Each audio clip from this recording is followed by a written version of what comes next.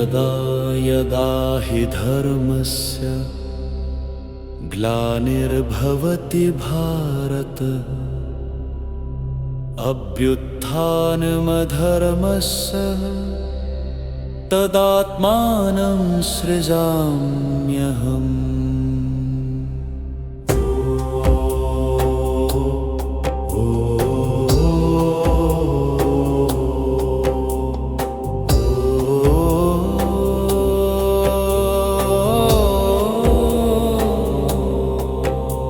परित्राणाय साधूनां विनाशाय च दुष्कृतां धर्म संस्थापनार्थाय संभवामि युगे युगे। संसार एक शतरंज, संसार जाने एक शतरंज एक ચેસની ગેમ છે। જે ચેસની ગેમમાં પોતાનું ધાર્યું નથી થતું। તમે સાંભળ્યું હશે કે મોટો ચેસ ચેમ્પિયન જેનું નામ હતું કસ્પારોવ, અને કસ્પારોવે જુદી જુદી ચેસની ચાલ ગોઠવવાની શરૂ કરી।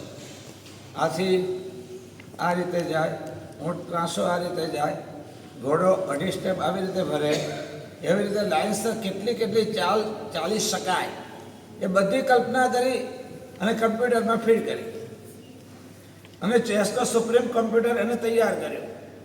એને એમ હતું કે હવે આ કમ્પ્યુટરમાં ગમે એટલી ચેસની ભલેની ચાલ મેં નાખી, મને તો કોઈ નહીં હરાવી શકે, કારણ કે મારા જેવું તો કોઈને આવડતું જ નથી।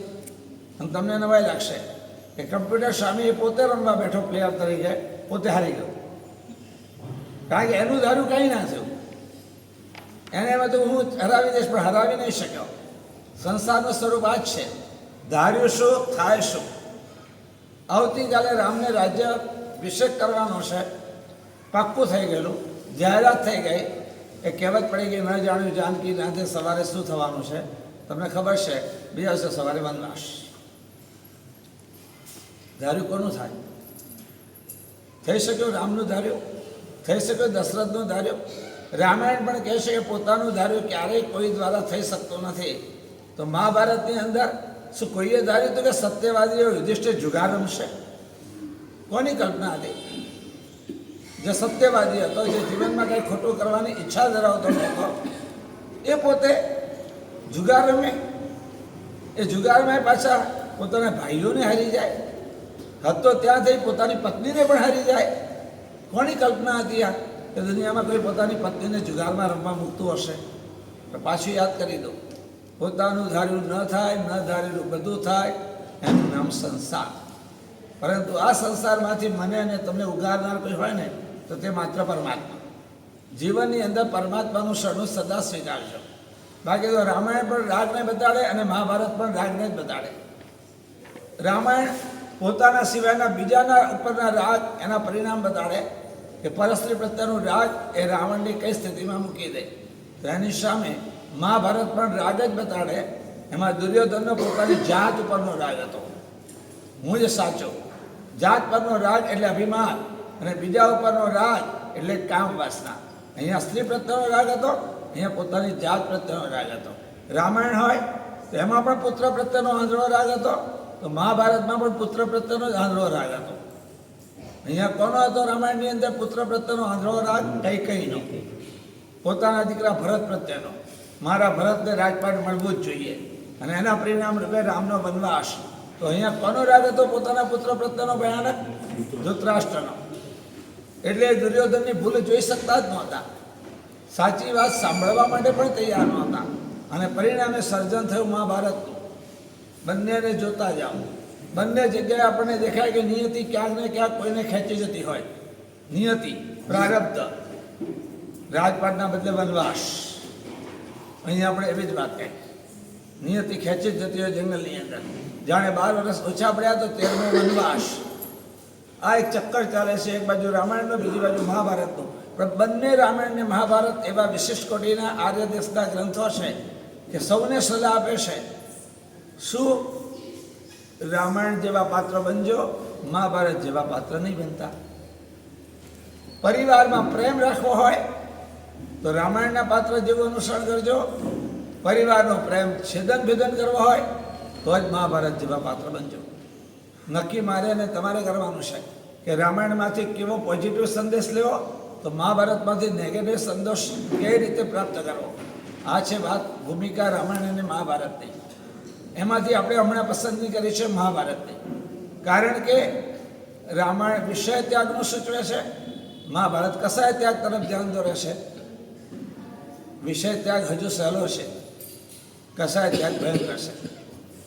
કારણ કે વિષયો ખાનગીમાં સેવી શકાય છે, કસાયો જાહેરમાં પણ સેવી શકાય છે. અને જેનું જાહેરમાં સેવન શક્ય હોય, જેને સમાજ માન્ય કરતો હોય, તે વસ્તુ જીવનમાંથી કાઢવી બહુ અઘરી છે. જાહેરમાં કામ સેવન નથી શકતું. જાહેરમાં કોઈ ગુસ્સો ના કરે તો બીજા કેનાર મળે જાય, ઓ આગે વડો હમ તમારે સાથ હે, અરે બોલ બોલ, બોલશો તો કામ થશે, નહીં બોલો તો કેમ થશે, ચાલ ચાલ બોલ. કસાય ના કરવો હોય તો કસાય કરાવનારા મળે, કામ સેવન ન કરવું હોય તો કરાવનારા ના મળે સામાન્યથી. અને માટે કસાયોને જીવનમાંથી દૂર કરવા અતિશય અઘરા છે. અને આ કસાયો જ બધી રામાયણ સર્જે છે, મહાભારત પણ કસાયો સર્જે છે. અને માટે આજના કાળમાં રામાયણ કરતાં મહાભારતને સાંભળવી, વાંચવી અને સમજવી વધારે જરૂરી છે.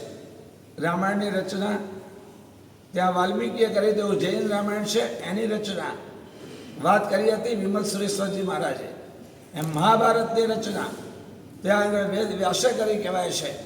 એવી રીતે અહીંયા દેવગુપ્ત સુરેશ્વરજી મહારાજ સાહેબ, મહાભારત અજૈનનું પણ છે, જૈનનું પણ છે, ઘણા મહાભારતો છે. બંને એક પણ હોઈ શકે, બંને જુદા પણ હોઈ શકે. ક્યાંક વાત જુદી પણ સાંભળવા મળે, કારણ કે જૈનોના મહાભારત પ્રમાણે જે વાત આવે છે 87,000 યર્સ પહેલાં, અને અજૈનના હિસાબે જે મહાભારત છે એ લોકો એમ કહે છે 5,000 વર્ષ પહેલાંની. બંનેના ભીષ્મ એક કે અલગ, બંનેના 5 પાંડવ એક કે અલગ, જે હોય તે. પણ જૈન શાસન કહે છે કે રામચંદ્રજી, ભરતજી બધા સંયમના માર્ગે ગયા છે. એટલું જ નહીં, આગળ વધતા વધતા રાવણના પક્ષે મંદોદરી, કુંભકર્ણ, ઇન્દ્રદૂત, મેઘદૂત, ઇન્દ્રજીત, મેઘદૂત વગેરે પણ દીક્ષા લઈને કલ્યાણ કરે છે. તો મહાભારતની અંદર પણ 5 પાંડવ, માતા કુંતી, દ્રૌપદી વગેરે બધાએ સંયમ જીવન સ્વીકાર્યું છે. કારણ કે જૈન શાસનનું હાર્દ એ છે, માણસ બનો, મુનિ બનો, મોક્ષે જાઓ. આપણી બધી જ આરાધના અને સાધના મુનિ બની અને મોક્ષે પહોંચવા માટેની હોય. તો જૈન રામાયણને મુખ્યત્વે કેન્દ્રમાં રાખીને, બીજા પણ જૈન મહાભારતને કેન્દ્રમાં રાખીને, સાથે સાથે બીજા લોકની અંદર ચાલતા એવા પણ મહાભારતને, અજૈન મહાભારતને પણ વચ્ચે વચ્ચે વિચારવા પૂરવા આપણે આ પ્રવચન માળા યોજી છે. એમાં વાત ચાલે છે રાજમહેલની. શાંતનું યાદ આવ્યો? કુરુદેશ, ઋષભદેવ ભગવાનના દીકરાના નામથી તૈયાર થયેલો કુરુદેશ, એના દીકરા હસ્તિના નામે તૈયાર થયેલી હસ્તિનાપુર નગરી, અને હસ્તિનાપુરી નગરીનો હવે આવેલો રાજા તરીકે શાંતનુ, શિકારનો ભયાનક શોખીન. આ વ્યસન એ છોડે તોય છૂટી શકે એવું નથી, અને શિકારના વ્યસને નીકળ્યો છે. હરણીયાઓ નાસભાગ કરી રહ્યા છે. ભૂલી ગયા તો યાદ કરાવી દઉં, પાછળ તીરકાંઠા લઈને સાવધ બનીને દોડી રહ્યો છે શાંતનુ. ચપળ એવા હરણીયા ક્યાંક ઝાડીમાં છુપાઈ ગયા, ન મળ્યા હરણીયા, પણ મળ્યો એક સુંદર મજાનો મહેલ સામે, 7 માળનો સુંદર મજાનો મહેલ. મનમાં સવાલ થયા, કોનો હશે આ મહેલ, કેમ હશે આ મહેલ? કોઈ ચોકીદાર નથી, કોઈ બાતમીદાર નથી, હવા એકાંત વિસ્તારમાં, હવા જંગલમાં શા માટે કોઈએ બનાવ્યો હશે? કોણ રહેતું હશે? ધીમે ધીમે અવાજ ન થાય એવા પગલે આગળ વધતા વધતા પહોંચ્યો. 6 માળ પસાર કરીને 7મા માળે અંદર નજર કરી, એક સુંદર મજાની રાજકુમારી એની બહેનપણી સાથે કિલકિલ હાસ્ય સાથે હસી મજાક વાતો કરી રહી છે. અને નવાઈ લાગી, અહીંયા વળી એકલી રાજકુમારી, અને એ પણ એક જ બહેનપણી સાથે, અત્યંત નિર્ભય રૂપે. નથી એને કોઈ ડર, નથી કોઈ સંકોચ, નથી કોઈ હતાશા. અપહરણ કરીને તો કોઈ લાવ્યું હોય જ નહીં, તો કેમ અહીંયા એકલી હશે? શું કરવા હશે? પડછાયો પડ્યો ભીત પર, આવકાર આપ્યો. દેખ્યા કે કોઈ વ્યક્તિ આવ્યા છે, અને જાણે મીઠી ઘંટડી જેવો રણકાર થયો. સ્વાગતમ, સુખપૂર્વક આવ્યા, પધારો. આર્ય દેશની પરંપરા હતી અતિથિ સત્કાર. માતૃદેવો પિતૃદેવ દેવો ભવ, આચાર્ય દેવો ભવ, અતિથિ દેવો ભવ. આપણા દરવાજા કાયમ માટે ખુલ્લા જ હોય અતિથિ માટે. ક્યારે આપણા ઘરના દરવાજા બંધ ન હોય અને સામે કોઈ પણ વ્યક્તિ અજાણ્યો પણ દેખાય તો આર્ય દેશની પરંપરા હતી આવકાર આપવાની. પાણીના તો પૈસા નહોતા, છાસના પૈસા નહોતા. હવે એટલે છાસ અને પાણી સામેથી ધરાતા હતા અને જમાડ્યા વિના તો ક્યારેય કોઈને મોકલતા નહોતા. તો કોનું કામ છે? શું કરવા આવ્યા? બેલ વગાડ્યા વિના તો ખોલે નહીં. અત્યારે તો પાણીના પણ પૈસા છે, બોટલ લાવવાના, છાસના પૈસા છે. અને પાછા અમારો સ્વભાવ તો એવો બનાવી દીધો છે કે સવારના કદાચ 12-12:30 કોઈ આવે તો અત્યારે 12:30 વાગ્યા તમે જમીને જ આવ્યા છો. બોલો, જમીને આવ્યા કે ઘરે જઈને જમશો? કેવી હાલત છે! કેટલા હૃદયને સંકુચિત બનાવી દીધા છે. ઉદારતા કેટલી દૂર થઈ ગઈ છે. બધાને ચોર અને ગુંડા અથવા બદમાશ તરીકે જોવાની વૃત્તિ કેમ આવી ગઈ? નેગેટિવિટી કેમ? આ આર્ય દેશની નારી હતી અને તેથી એને સ્વાગતમ, સુખપૂર્વક આવ્યા, ખુશીથી પધારો. પણ સાથે બોલી પણ ગઈ. ઉંમર થવા છતાં પણ હજુ સુધી મેં લગ્ન કર્યા નથી. એની પાછળ કારણ મારો એક સંકલ્પ છે. આ ચમક્યો.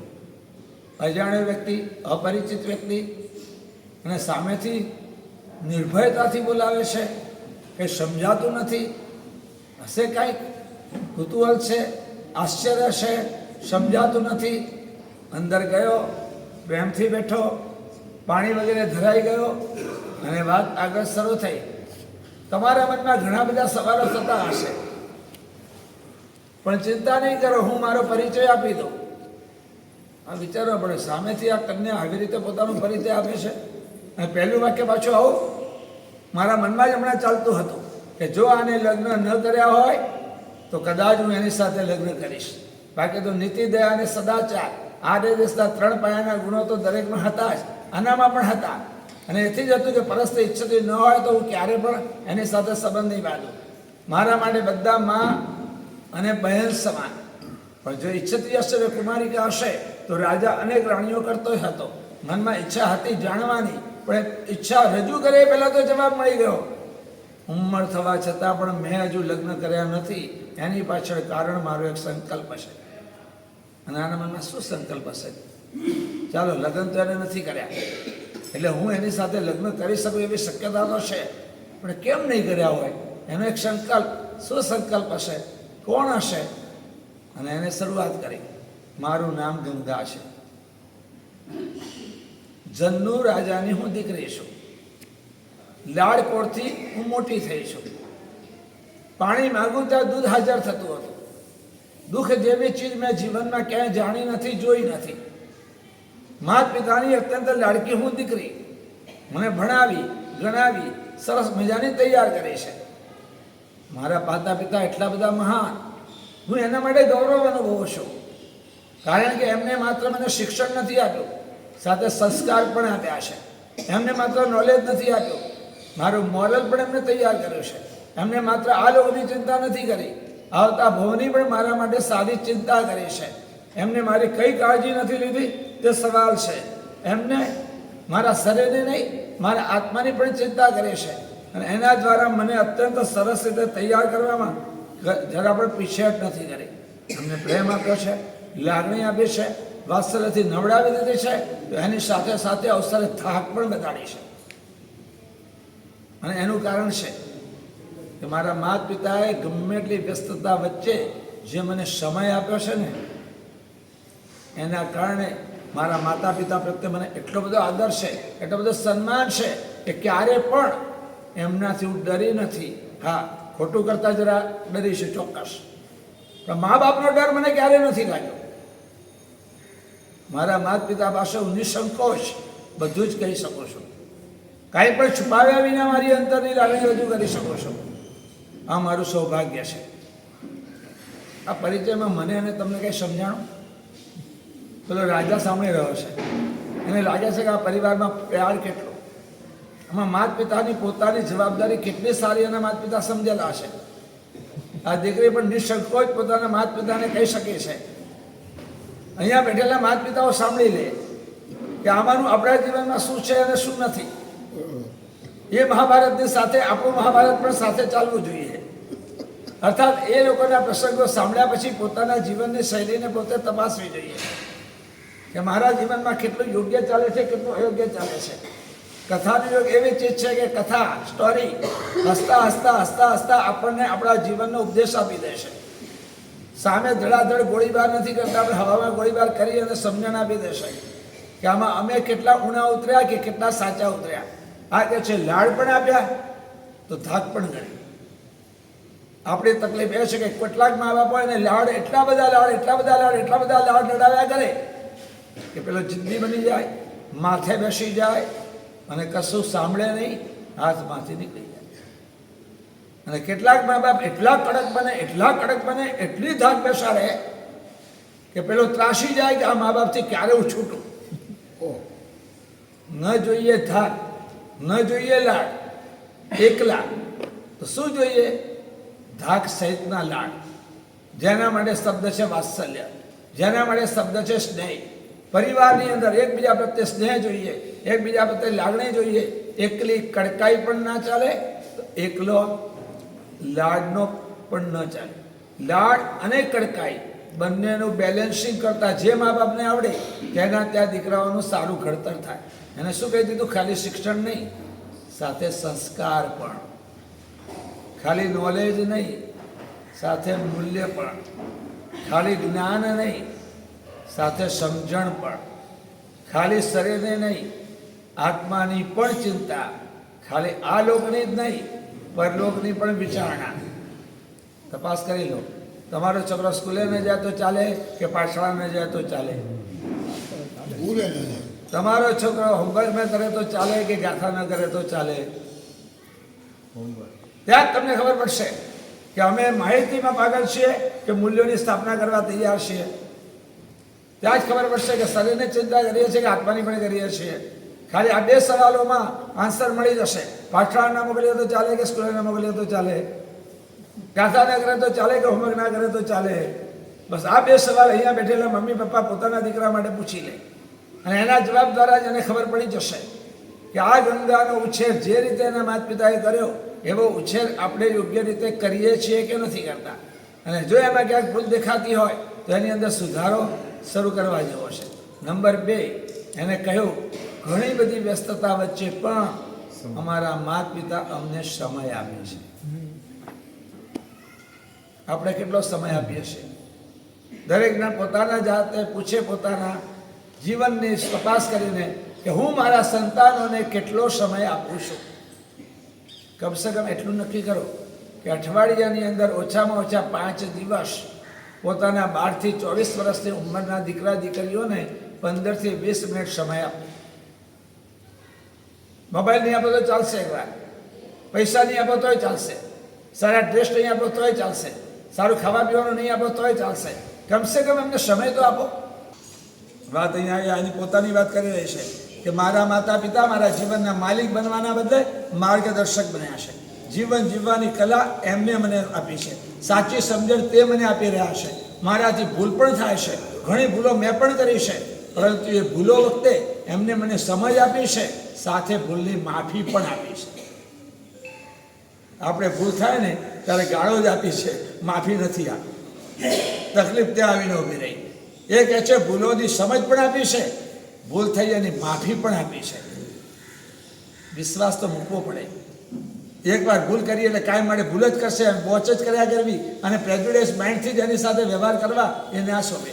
કેટલીક વાર વિશ્વાસ પણ મૂકવો પડે. એકવાર ભૂલ કરે એટલે દરેક વારે ભૂલ કરશે એમ માનીને કેમ ચાલવાનું? એમને સતત પ્રસન્નતા વધે તેવા જ કાર્ય કર્યા છે. એટલું બધું મારી સ્વમાનની રક્ષા કરી છે કે સહજ રીતે મારાથી એમને સન્માન આપવાનું ચાલુ થઈ જ ગયું છે. એમને મારા સુંદર મજાના કાર્યોની એવી અવારનવાર કદર કરી છે કે જેના કારણે સહજ રીતે મારા હૈયામાં આદર એમના પ્રત્યે પેદા થઈ ગયો છે. કે સમજ્યા શું કીધું? મોટાઓએ નાનાઓનું સ્વમાન, સેલ્ફ રિસ્પેક્ટ સાચવવાનું, તો નાનાઓ મોટાઓને સન્માન આપશે જ. મોટાઓ જ્યારે ઘરમાં રહેલા નાનાઓની અવસરે અવસરે કદર કરશે તો નાનાઓ મોટાઓને આદર આપ્યા વિના નહીં રહે. યાદ કરો, તમારા દીકરા દીકરી કે પત્નીની કદર ક્યારે કરી છેલ્લે?